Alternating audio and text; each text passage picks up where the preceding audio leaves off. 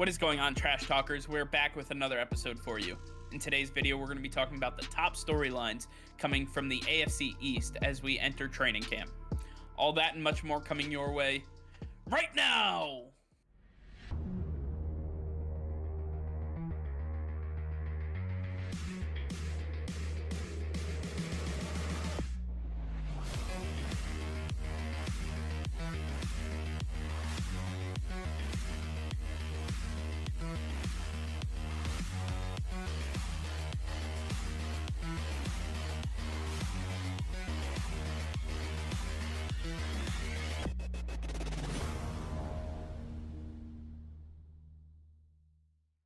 All right, Nick, training camp has begun for most teams in the NFL, and we take a look at teams in the AFC East with a lot of question marks still around them. All four of them, in fact, and I want to take a look at these teams one by one, go through the top storylines, starting off with our beloved New England Patriots, the team that can do no wrong ever. Love this team. They are perfect. I'm just kidding. They have a lot of holes that they had to fix from last year, and I'll go through the gambit quickly. No offseason with Cam last year. Cam ended up getting COVID, struggled after that fact. Otherwise, he was fantastic. Then you have the fact that we had the most opt-outs last season. Bill Belichick had the first season without Tom Brady in over 20 years. You've heard it all before. Now we're into an offseason where we were able to have our free agents come together and actually work out at the facility.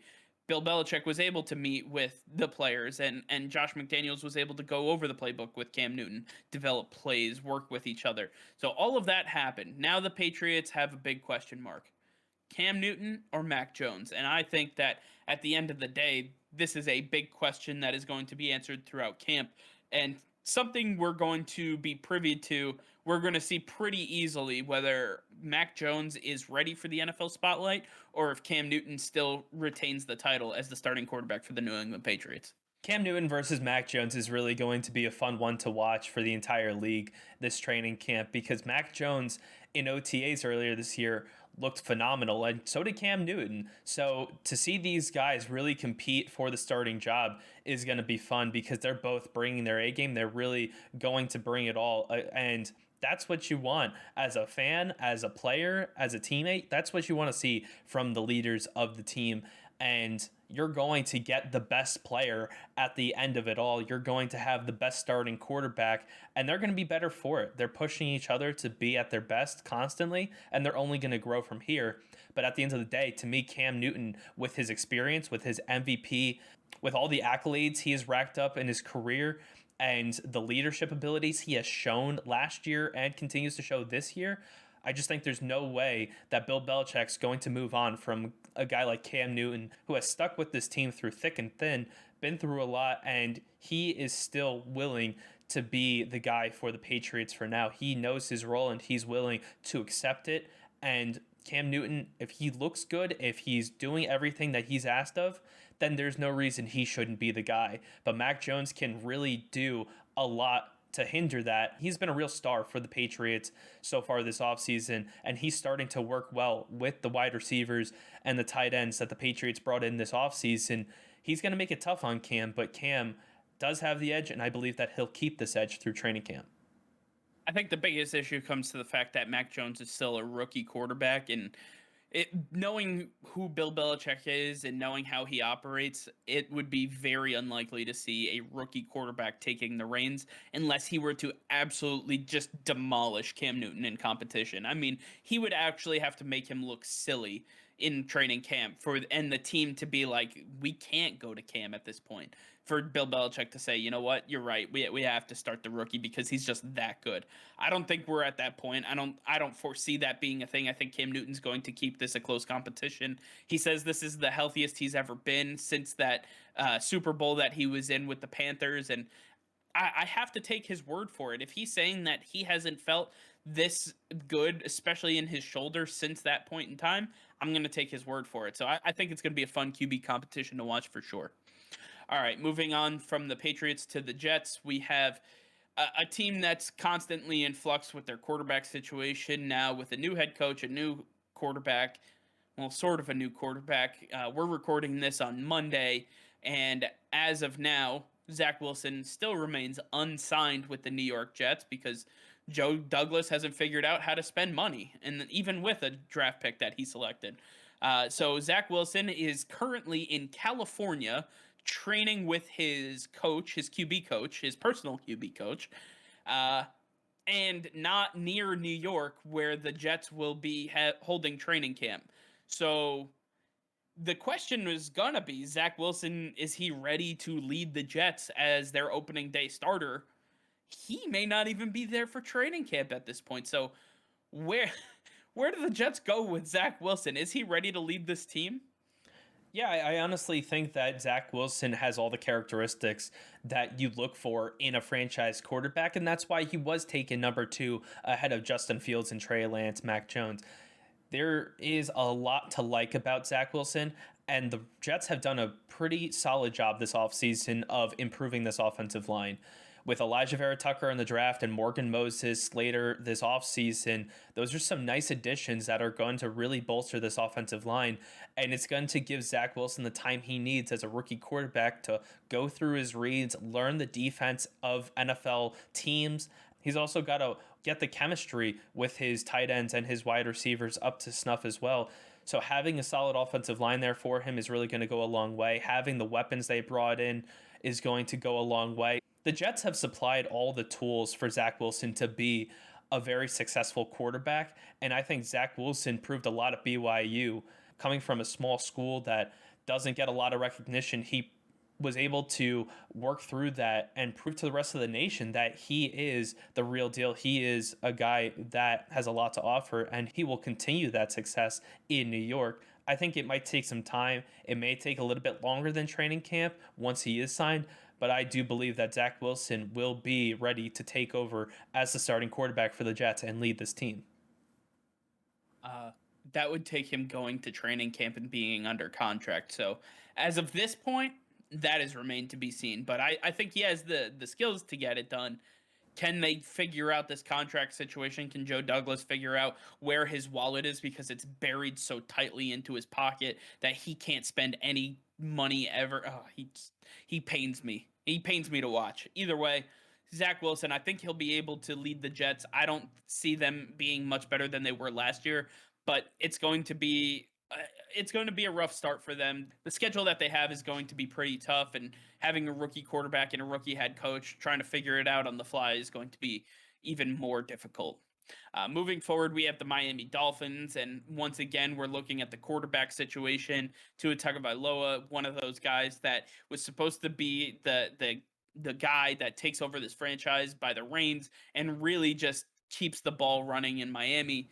Unfortunately, things have really not gone so well for him. He was back and forth as the starter last year with Ryan Fitzpatrick, and he was taken out of games late when they were close because Ryan Fitzpatrick was either better in clutch time situations or the team just felt like he gave them the better chance to win, which is not a whole lot of confidence building for their young quarterback. Now, with Ryan Fitzpatrick in Washington, Tua Tagovailoa has the entire quarterback backfield to himself.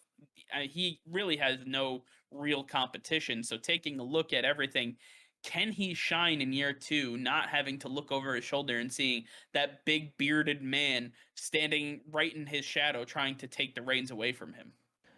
Tua Tagovailoa had a very rough first year, but he didn't have a lot of talent around him, and pretty much half of it actually opted out of last season, so he had even less to work with. Now that Will Fuller's there, they draft Jalen Waddle. You got Devontae Parker back. There are more weapons for Tua to work with, very similar to his Alabama days. I think that he is going to improve tremendously this season. He may not be a Pro Bowl caliber quarterback, but he is going to be leaps and bounds better than he was in year one. He is going to find his rhythm with these new guys. He's going to have a stronger offensive line to work behind.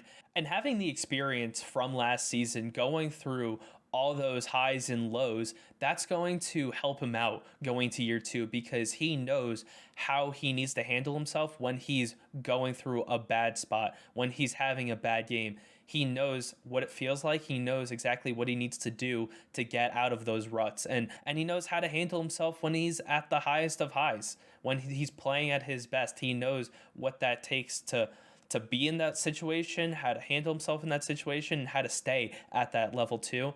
Tua Tagovailoa has had a lot of adversity in so far in his short NFL career, but I think that's all going to pay dividends as he gets these new weapons. He has a new offensive coordinator, and the offense is just missing a leader. He brings those characteristics, and I think that he is going to fill those shoes very well for the Miami Dolphins.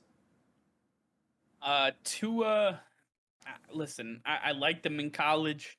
I'm not sold on him as an NFL quarterback. I haven't seen anything that would really push my opinion to the brink here. I honestly don't believe in him, and until I see otherwise, I'm going to be a doubter, and that's okay because I don't have to believe in everybody, right?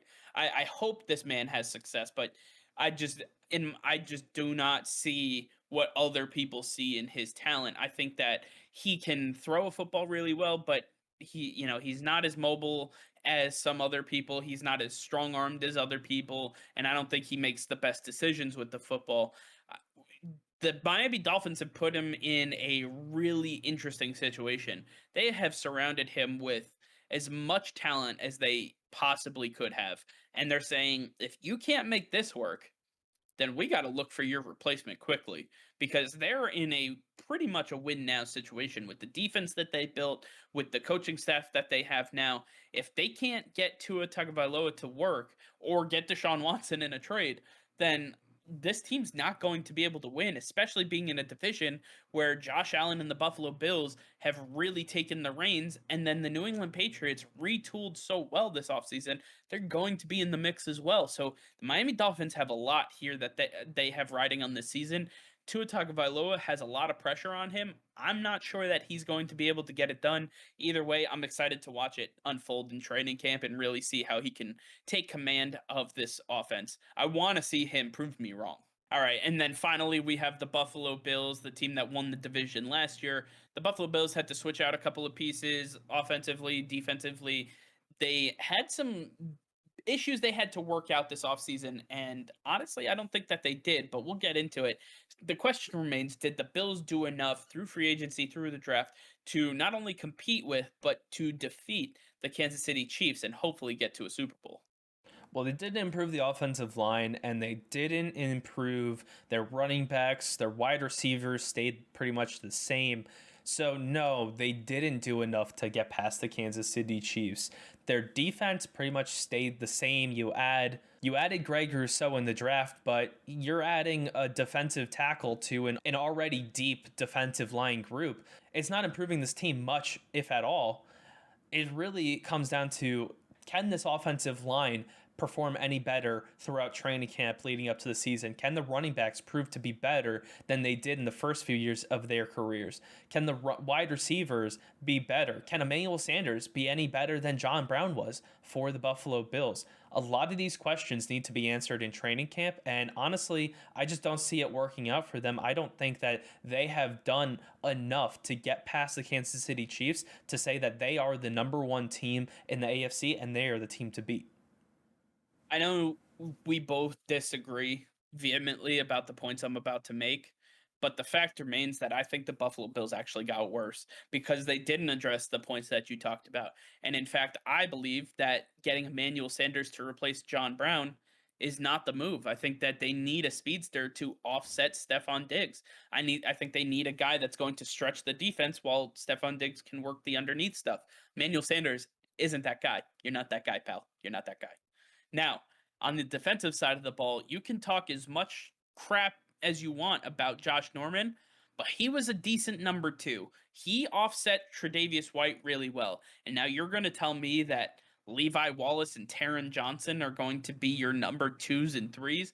I just don't see it. When you're talking about the Kansas City Chiefs, who Tyreek Hill, Travis Kelsey, Mecole Hardman, the names just keep rolling and rolling and rolling, and all of a sudden you have Patrick Mahomes throwing the ball. I don't think they have the defensive backs to get this done. So, as much as I want to say that the Buffalo Bills are in a great spot, I think they got worse from last year. And again, you and I both disagree about this, and that's fine. I agree to disagree. I just believe that they need to fix up this team a little bit more, and they can start with a player like David DeCastro coming in and fixing up this offensive line. Yes, a guy like David DeCastro is still available, but honestly, he is not going to be the missing piece. A guard is never the missing piece to an offensive line or to an offense. So I think there is a little bit more that needs to be done. But the Buffalo Bills, it's really about their coaching staff getting these guys to the next level. They have a lot of talent on this team, but they've got to do a better job of progressing their talent. Just like Brian Daboll has done for Josh Allen, you need the other coaches to step up and do it for all the other position groups. Absolutely. I think that the Buffalo Bills are definitely poised for success, especially in the AFC East, where the Miami Dolphins have major question marks. The New York Jets are still in a rebuild, and the New England Patriots are trying to figure out where they belong in the fabric of the entire NFL.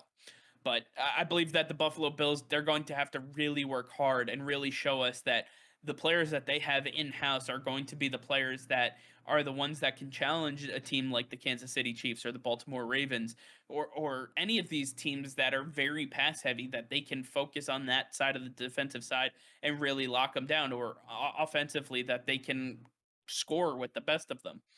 So I think there's a lot of question marks. I'm excited to see what the Bills can show us in training camp. All right, well, that's going to do it for now. Thank you all for watching. Be sure to like this video and subscribe to the channel if you haven't already. Hit that notification bell. We go live every single day. That'll be all. Peace and love.